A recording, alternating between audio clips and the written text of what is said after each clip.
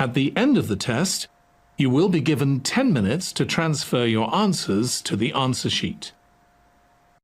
Now turn to Part 1. The test is in 4 parts: Part 1, Part 2, Part 3, and Part 4. Now look at Part 1. Part 1. You will hear a woman being interviewed by a market researcher in a health club about her membership of the club. First, you have some time to look at questions 1 to 5.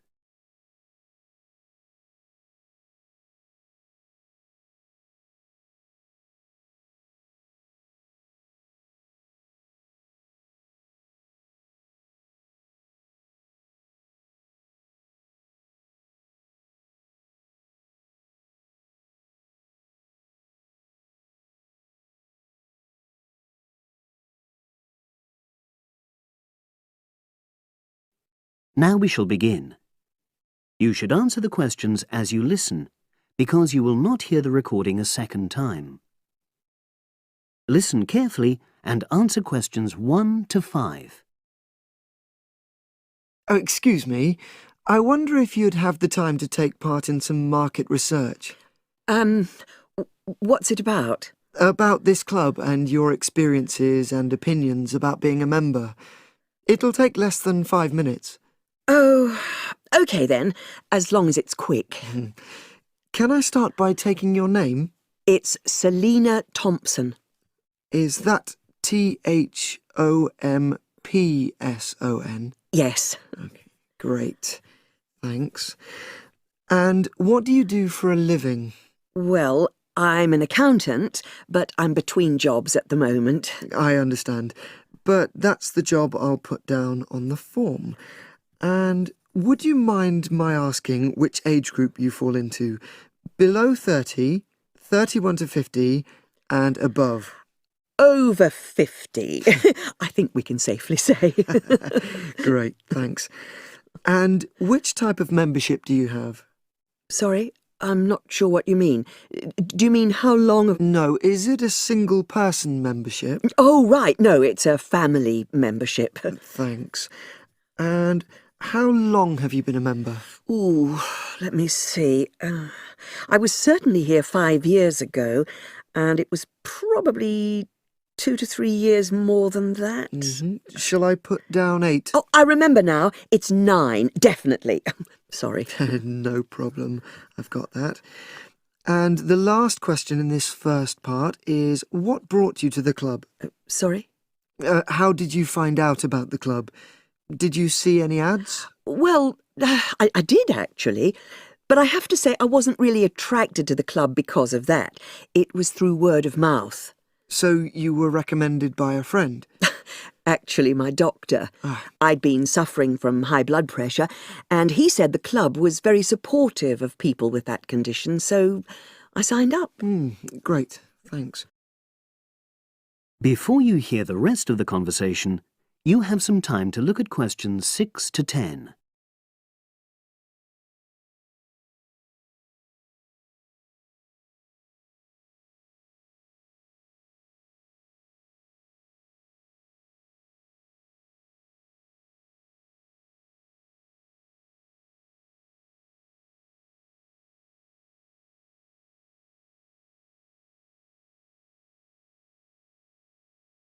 Now listen and answer questions 6 to 10. Now, for the second part of the form, I want to ask a bit more about your experience of the club. Sure. How often would you say you use the club? It varies enormously, depending on how busy I am. Of course. But on average, per month? I'd say it averages out at twice a week. OK, so 8 on average. Yeah, and 4 of those are aqua aerobics classes. That leads me to the next question. Would you say the swimming pool is the facility you make most use of? Fair to say that, yep. Right, thanks. And are there any facilities you don't use? One area I realise I've never used is the tennis courts. And there's one simple reason for that. You don't play tennis? Actually, I'm not bad at it. Oh. It's that I'm not happy having to pay extra for that privilege. Oh, right. I've made a note of that. Thanks. Now, in the last section, are there any suggestions or recommendations you have for improvements to the club? Only about health and fitness? Anything at all? Well, I'd like to see more social events. Oh. It isn't just a question of getting together for games or classes, but other things, you know. Yes, sure. And another thing that I was thinking when I had my yoga class in the gym last night, we were all sweltering in the heat, was that I think they should put in, or, you know... Air conditioning. That's exactly what I mean. The rooms are really light and well designed, but they do need proper installations. Sure. Well, I've made a note of that. Good. So, is there anything else you'd like to suggest? About quality of service, for example? Oh, everyone's very nice here. They couldn't be more friendly and helpful. Oh, but I tell you what, it's a shame the restaurant isn't open in the evening on Saturday. And Sunday as well, for that matter. Oh. So, the club should... Open it later on those days. OK. Well, thank you very much. That's all the questions I have.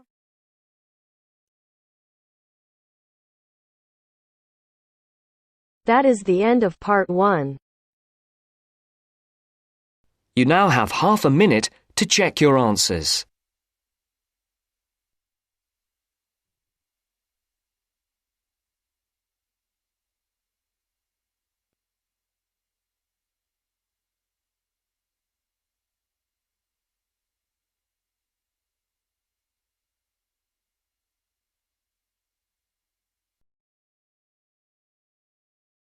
Now turns to part 2.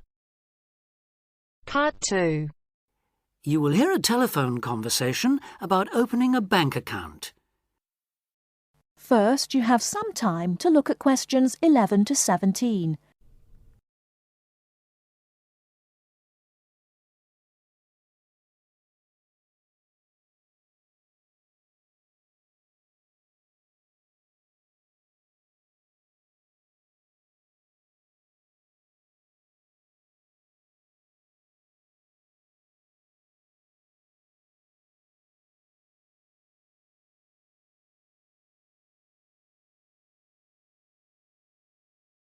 Now, listen carefully and answer questions 11 to 17.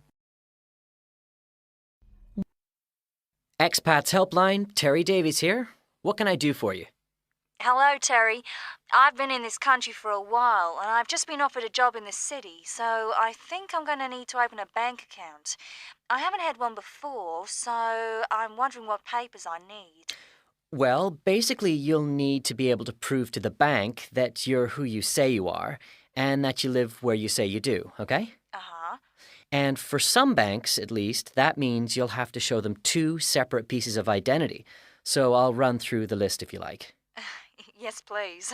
Okay. I'll bring it up on the screen. Let's see. Here it is. Right. The first thing it says is a valid passport. Mine's Australian. Yes, that would be fine, of course. The next one is a driving license, and again, one from your country would be okay. Then that's followed by birth certificate. Oh, hang on, that's only if you're under 18. Which I'm not. Right, so not that then. But you can also show them a benefit book. For instance, if you're in ill health or unemployed or getting income support. Yes, I could bring that. Or a letter from my employer, maybe? Well, that's not actually on the list, so we'll have to assume you can't. Okay. And to prove where I live? Again, there are several possible things listed here. For instance, you could use a bill for council tax or something else for where you live, such as an insurance certificate. I've got one of those, somewhere among all my papers. But what about bills? Things like phone bills, I mean. As long as it has your address on it, yes, fine. So a bill for my mobile would do, would it? I'm afraid it would have to be for a fixed line phone. You could use other types of household bill, though, as long as you get them through the post. How about an electricity bill? That'll say where I live, won't it? If it's in your name and not that of a landlord, yes. It is, so I'll probably take that then. There's one other you might want to use, a vehicle registration document. If you have a car or motorbike or something, of course. No, I haven't actually. Now, I believe there's a bank actually inside the commercial centre, and I might open an account there, seeing as how that's where I'll be every day. Yeah, that would seem to make sense. I know people who bank there. I actually read about it in a city guide. My cousin picked it up when he was here a couple of years ago, and I made a few notes. Do you mind if I run through them with you now, just to make sure the details haven't changed? Fine, go ahead. Okay, first question. It's still a branch of the Popular Bank, is it? The one with links to Australian banks? No, it's actually been taken over by another big banking group, the Savings Bank.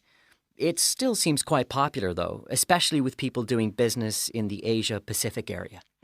And when is it open, Monday to Saturday? I'll have to check their website for that. Give me a second or two, will you? Sure. Right. I've got it. Customer service, and it's just weekdays, I'm afraid. Does it say what their business hours are? I'm just looking for that. It's on a different page for some reason. I think there's been a change at some banks in the last year or so. Yeah, here it is. It's open from 9:30 in the morning till 3:30 in the afternoon. And it's on the top floor of the main centre building, is it? Next to the travel agency? That's where it used to be, but they've since moved it to a slightly bigger place. It's on the ground floor now. Oh. And one last thing on this. I know most banks give incentives to young people to open accounts with them, but apparently this one didn't. Do you know if they're offering anything these days? I'll just check. I'm sure they'd say so on their new clients page if they were. No, there's nothing mentioned here. That's a pity. I was quite looking forward to getting my free gift. Before you hear the rest of the talk, you have some time to look at questions 18 to 20.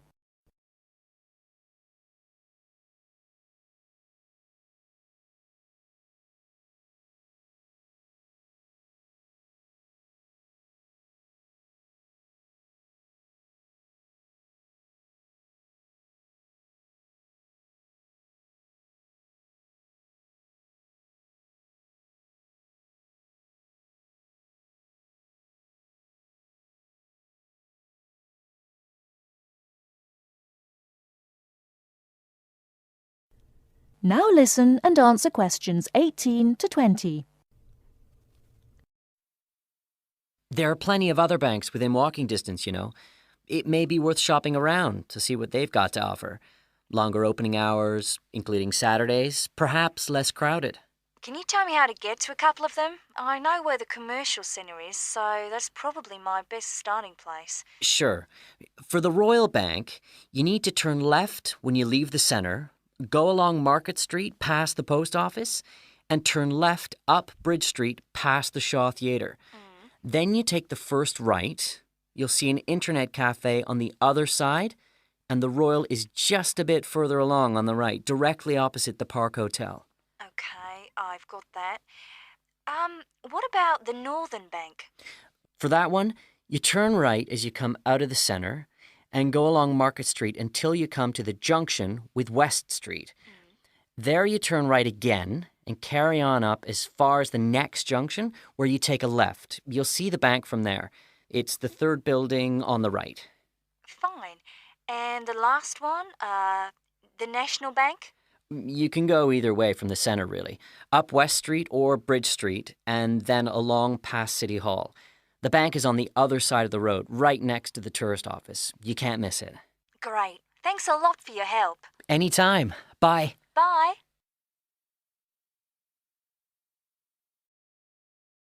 That is the end of part 2. You now have half a minute to check your answers.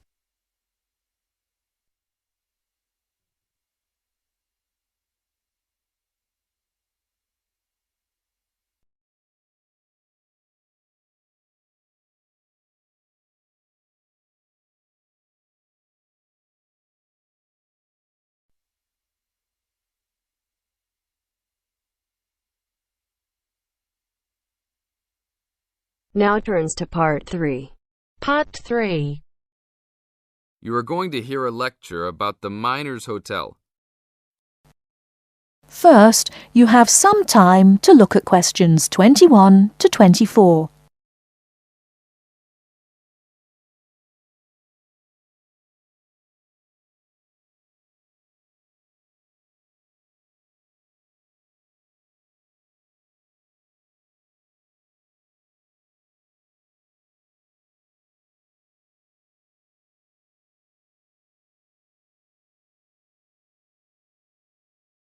Now, listen carefully and answer questions 21 to 24.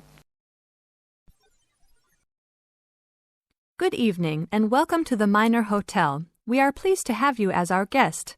I will give you a brief information session to tell you everything you need to know to make this a pleasant stay. The Miner Hotel was built in the 1850s, during the Gold Rush period, also nicknaming our state the Golden State. People from all over the country and even from other countries came to seek their fortune here in these hills, creating cities overnight. In this city, many Gold Rush hotels soon opened up. This particular hotel was built in 1851, but was destroyed during an earthquake. It was rebuilt in 1995 to recreate the feel of the Gold Rush, complete with articles and actual photographs from during the 1850s.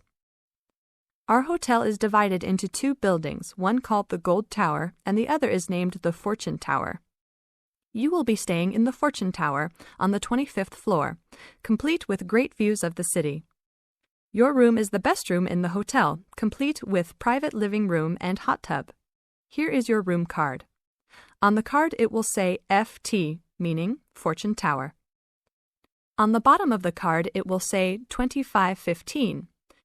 The 25 stands for the 25th floor, and the 15 stands for the 15th room on that particular floor. Before you hear the rest of the talk, you have some time to look at questions 25 to 30.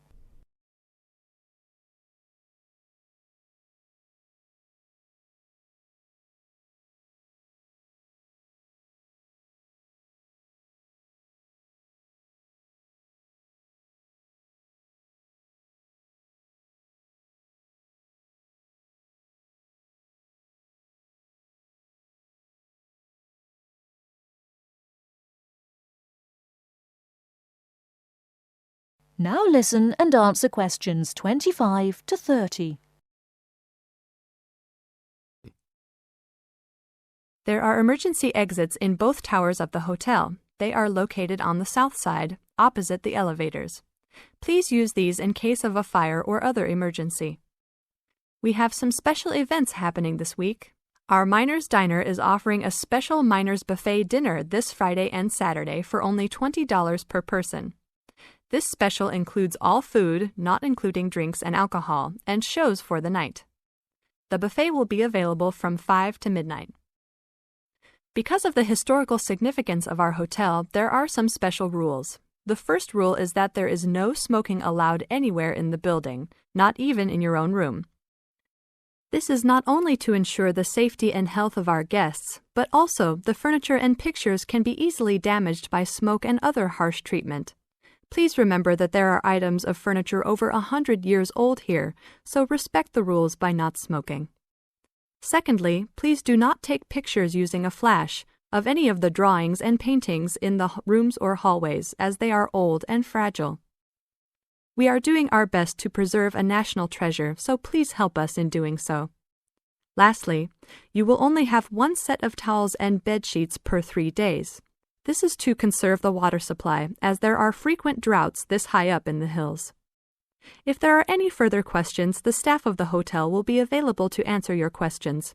In the event that no one is able to answer your questions, I will also be available from 8 a.m. to 5 p.m. each day in the concierge. I hope you enjoy your stay here with us. Thank you very much.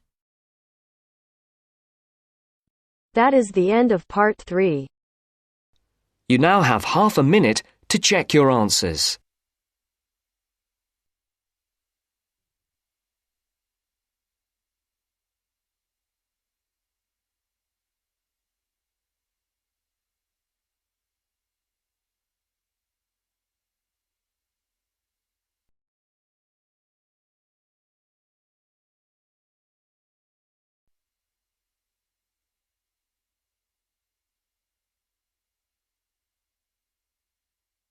Now turns to Part 4. Part 4. You are going to hear a talk about the tall ships race in Britain. First, you have some time to look at questions 31 to 40.